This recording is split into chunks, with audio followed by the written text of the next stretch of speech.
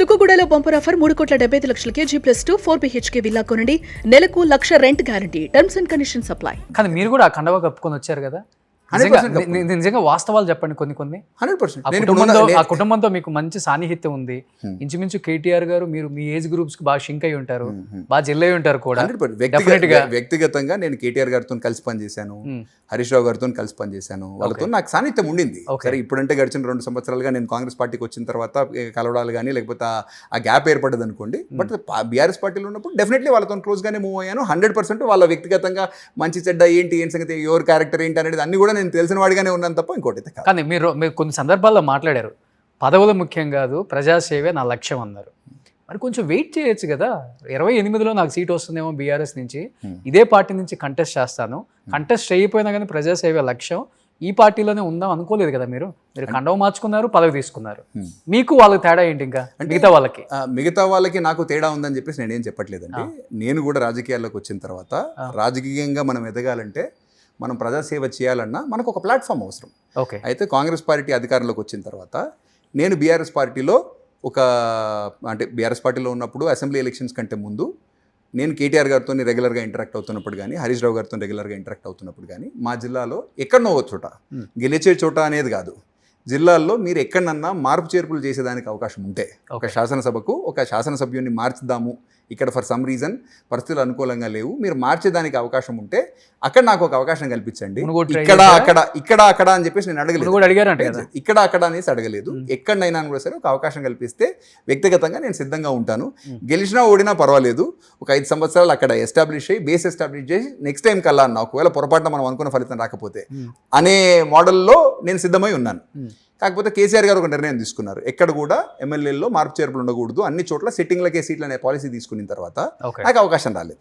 రాకపోయినా పర్వాలేదు అనేసి అనుకున్నాను. తర్వాత పార్లమెంట్ ఎన్నికలకు కూడా కేటీఆర్ గారు కానీ, హరీష్ రావు గారు కానీ, అమిత్ మీరు ప్రిపేర్ అయ్యి ఉండండి అని చెప్పేసి చెప్పడం జరిగింది. నేను కూడా దానికి తగ్గట్టుగా ప్రిపేర్ అయ్యి ఆ ప్రయత్నంలో భాగంగానే నేను కూడా యాక్టివ్గానే పనిచేయడం స్టార్ట్ అయ్యింది. ఇది 2024 జనవరి కానీ ఫిబ్రవరి కానీ.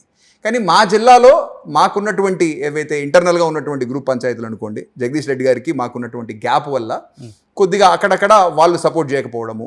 ఎందుకంటే పార్లమెంట్ మెంబర్ అనగానే మనం అంతా ఎమ్మెల్యేస్ ఆర్ కాంటెస్టెడ్ ఎమ్మెల్యేస్తో కలిసి పనిచేయవలసింది. సో ఆ అవసరం ఉంటుంది. కలిసి పనిచేయకుండా, ఆ యూనిటీ లేకుండా మనం ఊరికేనే పోయి ఎంపీలాగా నిలబడ్డా పెద్దగా అడ్వాంటేజ్ ఉండదన్నమాట. అందరినీ కూడా ఆ సందర్భంగా ఇంక్లూడింగ్ జగదీష్ రెడ్డి గారితో సహా ఉన్నటువంటి అందరూ, అంటే కాంటెస్ట్ చేసిన ఎమ్మెల్యేస్ కానీ లేకపోతే గెలిచింది ఒక జగదీష్ రెడ్డి గారు కాబట్టి తనని కానీ పర్సనల్గా అందరినీ కలిపి ఒక కన్సెన్సస్ తీసుకొచ్చే ప్రయత్నం అయితే చేశాను. కాకపోతే పార్టీ కరెక్ట్ టైంలో నిర్ణయం తీసుకోలేదు. జనవరి మొత్తం వెయిట్ చేసిన, ఫిబ్రవరి మొత్తం వెయిట్ చేసిన, మార్చి మాసంలో ఇంకా ఏప్రిల్లో ఎన్నిక వచ్చేస్తుంది అని అనుకున్నప్పుడు ఆ 1 మంత్ టైమే, ఇంకో 4 వీక్స్ టైమే ఉంది. మా మధ్యలోనే మాకు అండర్స్టాండింగ్ లేదు. జనవరి మాసంలో పార్టీ రాష్ట్ర వ్యాప్తంగా, ఆ రోజున్నటువంటి బీఆర్ఎస్ పార్టీ రాష్ట్ర వ్యాప్తంగా కార్యకర్తలతో సమావేశాలు పెట్టుకుంటా ఉన్నది తప్ప ఎప్పుడు కూడా తొందరలో మనం ఇప్పుడు కొంచెం ఇబ్బందికరమైన పరిస్థితుల్లో ఉన్నాము, ఎంపీ క్యాండిడేట్ను తొందరగా డిసైడ్ చేస్తే వాళ్ళు ఫీల్డ్ మీదకి వెళ్ళి పనిచేసుకుంటారనే ఆలోచన పార్టీ చేయాల.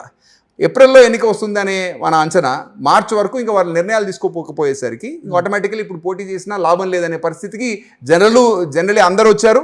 సిట్టింగ్ ఎంపీస్ కూడా, ఆ రోజు ఉన్నటువంటి సిట్టింగ్ ఎంపీస్ కూడా మేము పోటీలో ఉండము అనే పరిస్థితి వచ్చినప్పుడు న్యాచురల్గా మేము కూడా ఆలోచన చేసి ఇంకా తప్పదు అనే పరిస్థితిలో నేను కూడా పార్టీకి రాజీనామా చేశాను. సీనియర్ నాయకులు ఎవరైతే ఉన్నారో మీరు చెప్పిన పేర్లు, సోకాల్డ్ జగదీష్ రెడ్డి గారు కావచ్చు, ఎవరైనా కావచ్చు, ఒక యంగ్ ఫీల్డర్, మీరు 40లో ఉన్నారు, ఇంకొక 30 years రాజకీయం చేయాలి. డెఫినెట్గా ఫాదర్ లెగసీ అనుకోండి, లేకపోతే ఇంకేదైనా అనుకోండి, డబ్బు ఉంది, డెఫినెట్గా రాజకీయాల్లోనే ఉండాలి, లేకపోతే డబ్బు సంపాదించిందని కాపాడుకోవడానికి కూడా రాజకీయాల్లోనే ఉండాలి. ఇది రాజకీయ వారసత్వం, పేరు పెడతారు మీరు. బట్ ఇతను వస్తే డెఫినెట్గా మనతో పాటు కలిసి 30 సంవత్సరాలు ట్రావెల్ చేస్తాడు, మనం సపోర్ట్ చేద్దాం అనుకుంటారు ఏ యంగ్ ఫెలోకైనా కానీ. ఎందుకు మీరు రాజకీయాల్లోకి వస్తాను అంటే, అతనికి సీట్ ఇస్తే మేము సపోర్ట్ చేయం, సొంత పార్టీయే ఓడగొడతాం అనే స్థాయికి వెళ్ళిపోయారంటే, మీరు ఏ రేంజ్లో వాళ్ళకి విలన్లా కనిపించారు, లేకపోతే విలనిజం ఏమన్నా చేయగలిగారా, చేశారా, ఏం జరిగింది సార్? అంటే ఏం లేదండి, ఆ రోజు ఉన్నటువంటి రాజకీయ వాతావరణంలో 2016 సంవత్సరంలో నాన్న కాంగ్రెస్ పార్టీ నుంచి బీఆర్ఎస్లోకి రావడం జరిగింది. వచ్చినప్పుడు న్యాచురల్లీ ఏంటంటే, మీరు వయసు రీత్యా చూసినా, అనుభవం రీత్యా చూసినా, నాన్నకు జిల్లాలో మంచి గుర్తింపు, పట్టుంది, ప్రజలతో సంబంధాలు ఉన్నాయి. ఆనాటి ముఖ్యమంత్రి కేసీఆర్ గారు క్యాబినెట్లో సుఖేందర్ రెడ్డి గారిని తీసుకోవాలనే ఆలోచనతో ఉన్న విషయం మటుకు వాస్తవం. నాన్నగారితో కూడా చర్చించడం జరిగింది. కాకపోతే జిల్లాలో అప్పటికే జగదీష్ రెడ్డి గారు మంత్రిగా ఉన్నారు. ఉన్నప్పుడు న్యాచురల్లీ తనకు కూడా ఎంతో కొంచెం అభద్రతా భావం అయితే ఉంటుంది కదా. ఇంకొక అంటే మీరు వస్తే ఏముంటుంది? నేను మీరు అంత రెబల్ కూడా కాదు కదా, చాలా సాఫ్ట్. ఇక్కడ గ్యాప్ ఏంటంటే సుఖేందర్ రెడ్డి గారికి జగదీష్ రెడ్డి గారికి మధ్యలో ఉన్న గ్యాపే తప్ప వ్యక్తిగతంగా నేను మా జిల్లాకు సంబంధించిన అందరి నాయకులతోటి వ్యక్తిగతంగా నేను బాగానే జెల్ అయ్యేవాడిని. కాకపోతే నాన్నకు మటుకు కొంచెం జగదీష్ రెడ్డి గారితో ఈ అభద్రతా భావం వల్ల ఇప్పుడు ఏముంటుంది, వన్ అప్మెన్షిప్ అంటారు కదా పాలిటిక్స్లో, ఎప్పుడు కూడా నాయకత్వం పోరాట పట్టణంతో పనిచేస్తూ ఉంటారు. ఆయన నాయకత్వం సడలకుండా ఆయన మంత్రిగా మనకు అవకాశం రావాలని చెప్పేసి మన ప్రయత్నం రెండు కూడా ఉండడంతో న్యాచురల్లీ గ్యాప్ ఏర్పడ్డది. జగదీష్ రెడ్డి గారు ఉద్యమం నుంచి వచ్చారు కాబట్టి 2014లో ఆయన మొదటిసారి మన ఎమ్మెల్యేగా గెలిచారు, మంత్రి అయ్యారు.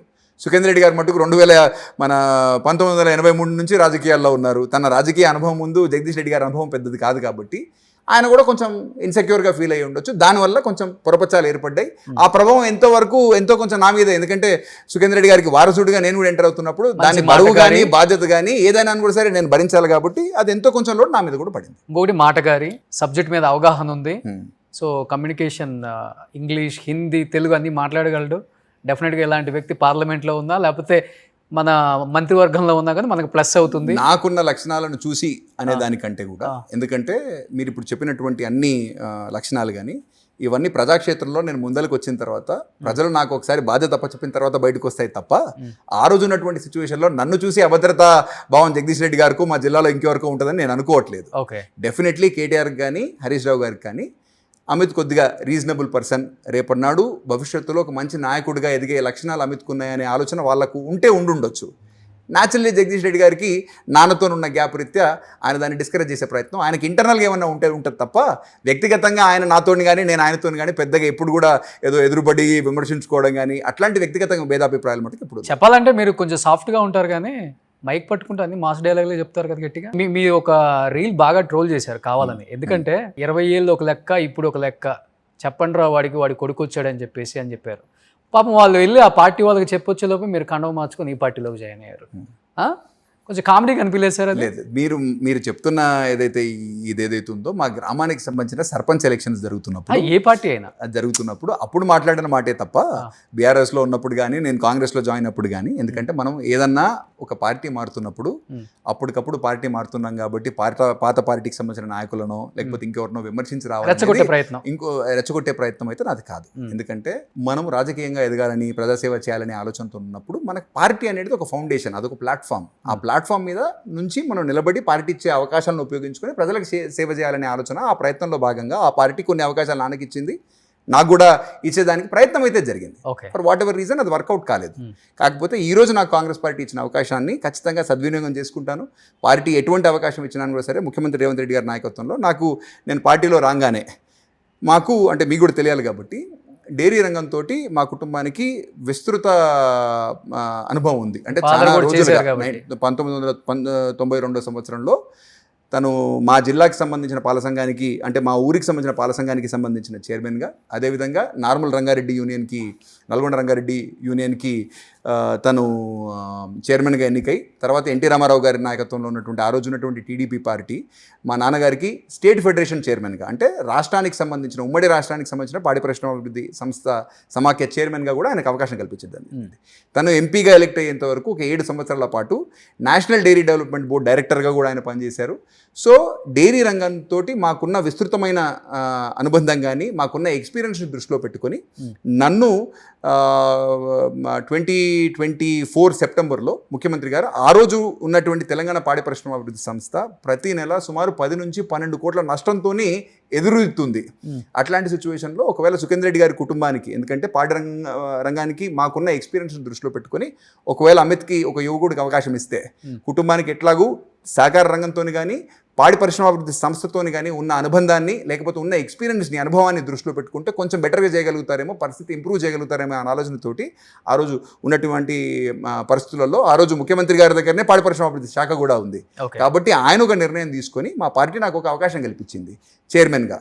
నేను చైర్మన్గా జాయిన్ అయిన తర్వాత గడిచిన ఒక సంవత్సరాల కాలంలో సంస్థకు సంబంధించిన రైతాంగం, ఇందాక మీరు వచ్చే కంటే ముందు కూడా రైతులతోనే ఒక మీటింగ్ అవుతూ ఉండింది. సో ఈ సంస్థ రైతులకు సంబంధించిన అందరిది. దీంట్లో ఎట్లా ఇప్పుడు ఈ నష్టాలు వస్తున్నాయి, దీనికి ఎట్లా బయటపడాలనే తాపత్రయంతో సిన్సియర్గా పనిచేస్తూ ఉన్నా.